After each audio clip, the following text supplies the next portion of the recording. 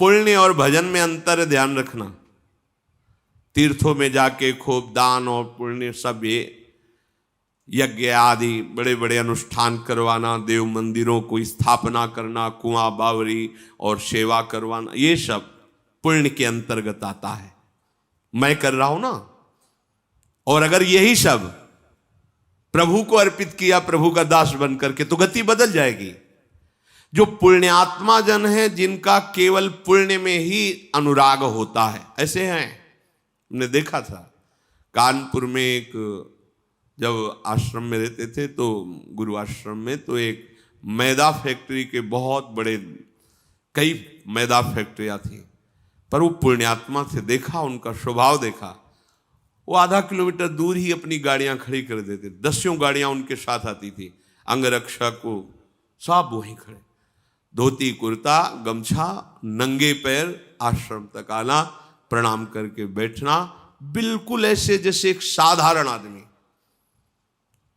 सतचंडी यज्ञ कानपुर में की थी, करोड़ों रुपया लग, सब भोजन जो जितना चाहो पाओ। और आप सेवा जानते क्या करते थे?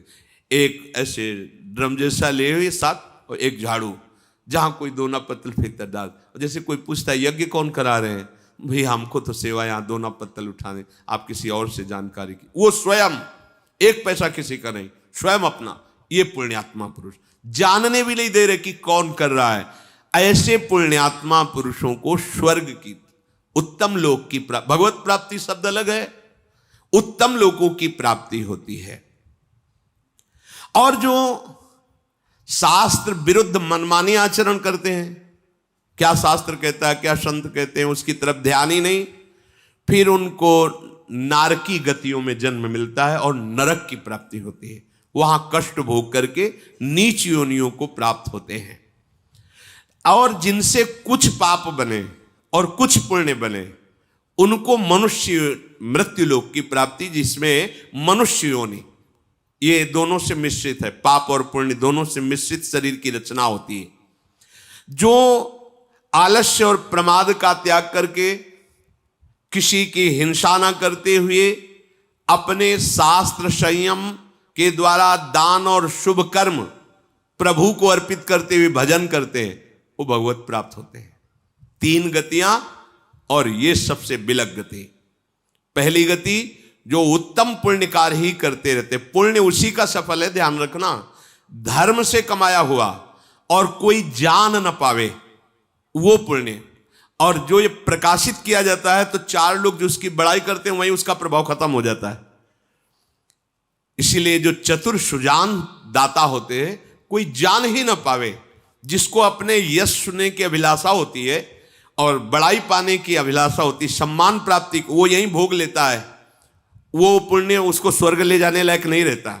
स्वर्ग ले जाने वाला या उत्तम लोकों की प्राप्ति कराने वाला वो पुण्य होता है जो किया और कोई जाना नहीं।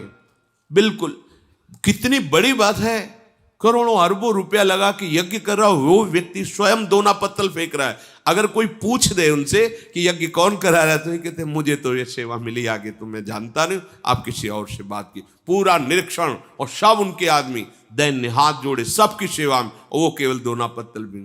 भगवान श्री कृष्ण की राजस्वी यज्ञ में अग्र पूजा हुई और सबके चरण धोने की सेवा सरकार ने ली। दैन्य और गुप्त, देने के बाद अहंकार नहीं और देने के बाद कोई जान न पावे, वो सुकृत, वो जाते हैं सुकृत लोगों को। और जो मनमानी आचरण करते हैं, पापाचार, नरक और नीच योनियों को। जो पाप और पुण्य दोनों जिनसे होते रहते हैं, वो मनुष्य योनि को प्राप्त होते हैं। और जो अपने शास्त्र संयम के अनुसार कर्म करते हैं, दान पुण्य शुभ कर्म, ये सब भगवान को अर्पित करते और भजन करते, उनको भगवत प्राप्ति होती है, जहां आना जाना नहीं है। जो विपरीत आचरण करता है, मनमानी आचरण करता है, वो पशु पक्षी की योनियों में जन्म लेता है। इसका कारण यह है कि वो काम और क्रोध लोभ से युक्त होकर के मानवता से भ्रष्ट हो जाता है, इसलिए उसे नीच योनियों की प्राप्ति होती है। प्रयोजनवश जीव प्रायः इन्हीं 3 गतियों को प्राप्त होता है। ये जो चौथी बात बताई गई, ये देहाभिमानी को प्राप्त नहीं होती। देह भाव से युक्त होकर इंद्रियों की परवस्तावश जो बार बार भोगों को भोगता है उसे जन्म लेना पड़ता है, और दुख सुख का उपभोग करते हुए फिर जीवन बिताकर फिर मरण फिर जन्म। जो सबका हित करते हुए आत्मस्वरूप प्रभु का भजन करता है और अपने सारे कर्म प्रभु को अर्पित करता है, वो परब्रह्म में भली भांति प्रतिष्ठित हो जाता है, अर्थात वो भगवत प्राप्त हो जाता है।